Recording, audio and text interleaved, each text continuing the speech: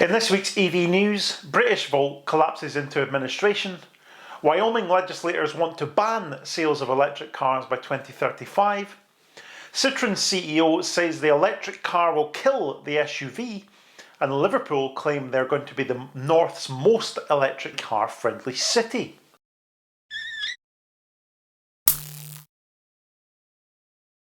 Welcome back to another EV news. Quite a lot to cover this week, so let's get straight into it.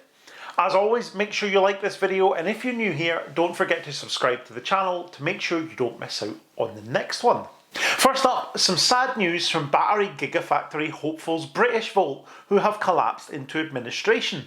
Their ambitious plans to open a battery factory for electric cars in Blyth, Northumberland, was hailed as a levelling up opportunity by government ministers that was said to be able to boost the region's economy and support the future of UK car manufacturing. Unfortunately, the plans for the £3.8 billion factory, part of a long-term vision to boost UK manufacturing of electric vehicle batteries and create around 3,000 skilled jobs, fell apart as the company struggled to turn a profit, and it ran out of money. Its board decided that there were no viable bids to provide funding for the company and keep it afloat. The UK currently only has one Chinese-owned battery plant next to the Nissan factory in Sunderland, while 35 plants are planned or are already under construction in the European Union. The ambitious but financially troubled startup only narrowly avoided collapse at the end of last year after an emergency lifeline was extended to it by one of its investors, the commodity trading giant Glencore. Last year, BritishVolt asked the government to advance £30 million of an agreed £100 million in support, but it was refused since the company had not hit agreed construction milestones to access those funds. And this is very bad news indeed. I think it's even worse, of course, for the 232 members of staff that will lose their jobs. You've got to ask the question though, was creating a £4 billion facility from scratch without the backing of a major manufacturer ever going to work? I mean, I'm all for ambitious startups, but it seems to me like BritishVolt bit off a little bit more than they could chew. It almost has the feeling that they were out to just milk government funding for all it was worth. Of course, they didn't ever get to that stage because they couldn't even get it off the ground enough to start accessing the government funding that had been agreed. But I am a little bit sceptical of what their motives might have been. I do wonder though what the future will hold for the site in Blyth.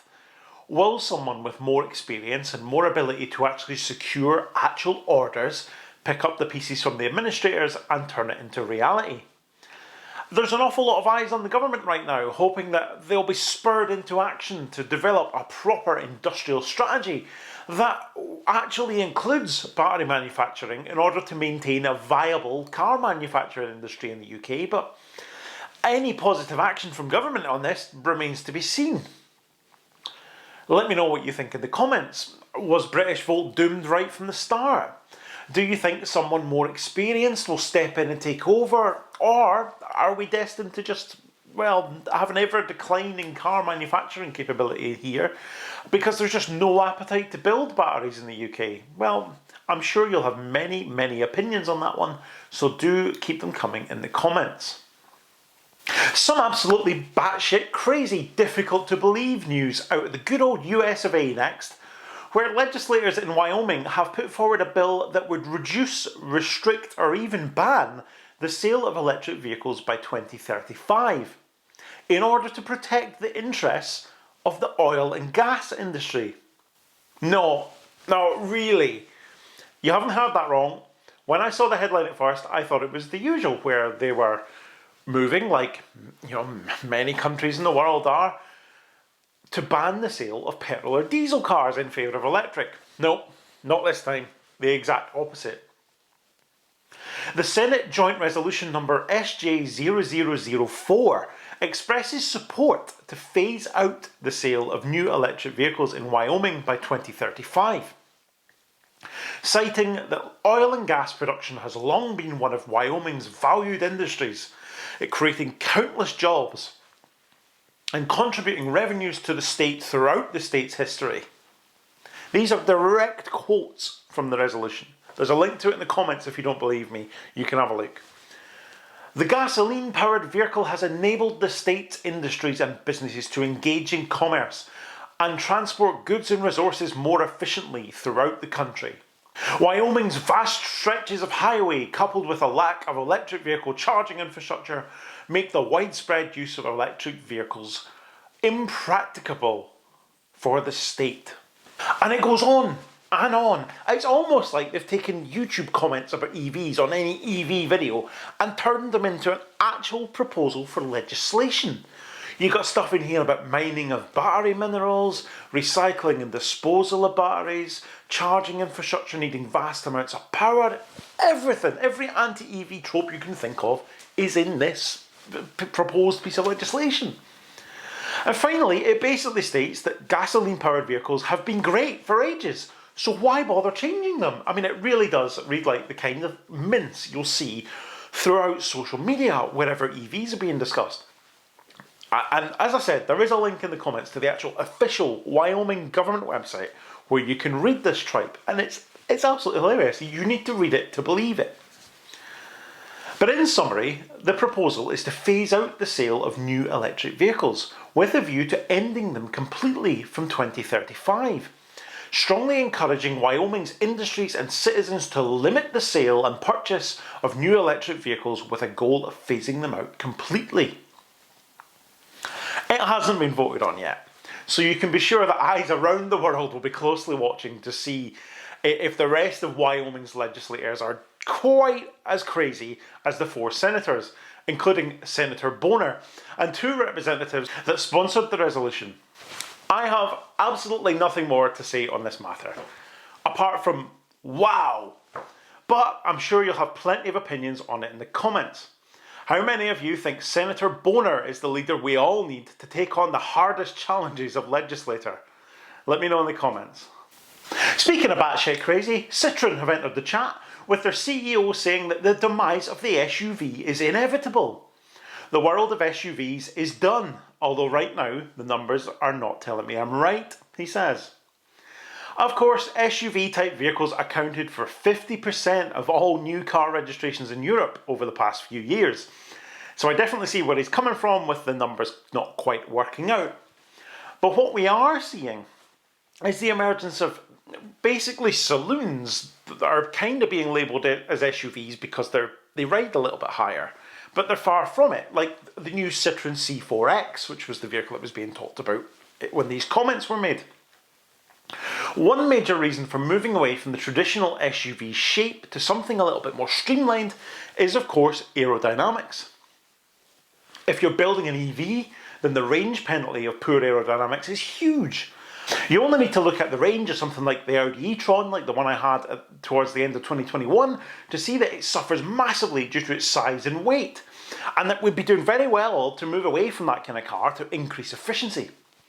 Citroen is generally moving in a different direction to other manufacturers with its EVs by tending to stick with smaller batteries, the 50 kilowatt hour pack is seen in most of the vehicles, while the radical Ollie concept that they released last year shows that the French company is committed to staying lightweight even as it transitions to a fully electric future.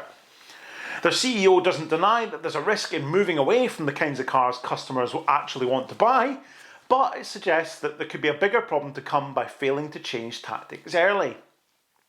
If we stick to SUV boxes until 2030 and discover that there's no customer for them, it's going to be a hard landing. You don't want to be the last one to leave the dance floor, he says. Now, this is a subject that is massively polarising. You've got people on one side of the argument who couldn't possibly give up their massive SUV, and they see that the electric drivetrain making it cleaner means that the problem is solved and you can continue driving 3 tonnes around on the streets of London.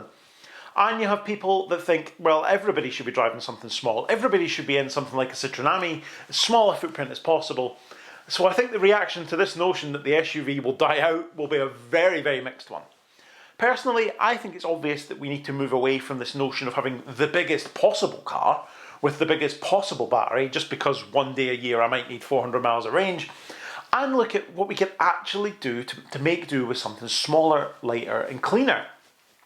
I absolutely love the Ollie concept from Citroen, and I would love to see manufacturers actually take on that challenge of lightness, efficiency, innovative materials, and take it seriously when they're creating EVs. But until the mass market wants it, I'm not sure it'll actually happen. And finally, Liverpool could become the North's most electric car-friendly city as they appoint Ubitricity to install a network of 300 EV charging points, with the locations chosen by residents and businesses. You'll remember in a previous news video that I said that Ubitricity, who are owned by Shell, were offering councils fantastic deals on charger rollouts, where the actual cost of doing so is pretty low, using the available central government funding to its fullest, and I guess that's exactly why they've been chosen by Liverpool City Council in this case. The additional charge points will be set to treble Liverpool City Council's existing network of 150, making Liverpool the authority with the third largest public charging network in the country, falling behind London and Coventry. London was kind of obvious, but Coventry not so much. The rollout comes as part of a two-part project, which will see Ubitricity take over the repair of Liverpool's existing charging infrastructure, now that's really good news, and then roll out more charge points to enable residents to make that transition to EV a little bit easier. The rollout is being led by community requests, with Liverpool City Council receiving more than 10 requests a week for new public charge points. Councillor Dan Barrington, Cabinet Member for Climate Change and Highways for Liverpool City Council, said, "I'm delighted that we've begun to install this new network of EV charge points because it provides a huge boost in tackling poor air quality and reducing the city's carbon footprint. This programme puts down a real mark of intent to provide the necessary infrastructure to help the move away from petrol and diesel powered cars. And the fact that this rollout is being led by community requests means that the points are going where the demand is needed, which means they should be getting maximum usage. And hopefully the demand will grow, meaning the need for more charging points to be installed." Toby Butler, UK Managing Director of Ubitricity, said Liverpool is investing in an impressive on-street EV charging network, making the transition to EV much more accessible to their residents. In line with their plans to reach net zero by 2030, Liverpool is helping to lead the country, decarbonising their roads and improving air quality. By creating such a large and accessible public charging network, Liverpool City Council is paving the way for the residents of Liverpool who want to switch to electric vehicles. Ubitricity first appeared on Liverpool streets in 2018, having taken over the maintenance contract. Ubitricity is looking to dramatically improve the reliability of the existing charge points. The rollout of the new charge points is set to complete in spring 2023. Now, I think this is great news for Liverpool's residents, as long as you can maybe get over the whole "oh no, oil companies are running EV charging" thing. It remains to be seen what kind of format this on-street charging is going to take. I've seen some areas where it's shared use parking, so the bays end up iced an awful lot because anybody can park there. But then whilst EV adoption is still in its infancy, I can see the argument for not turning all of your on-street parking into EVs only by installing charging points on them. So I kind of see both sides of the argument there, and it's quite difficult to balance that. Let's hope that Liverpool Council get it right. That's all for this week's EV news. As always, thank you so much for watching. Let me know in the comments your thoughts on any or all of these stories. Make sure you've clicked that like button, and I'll see you next time.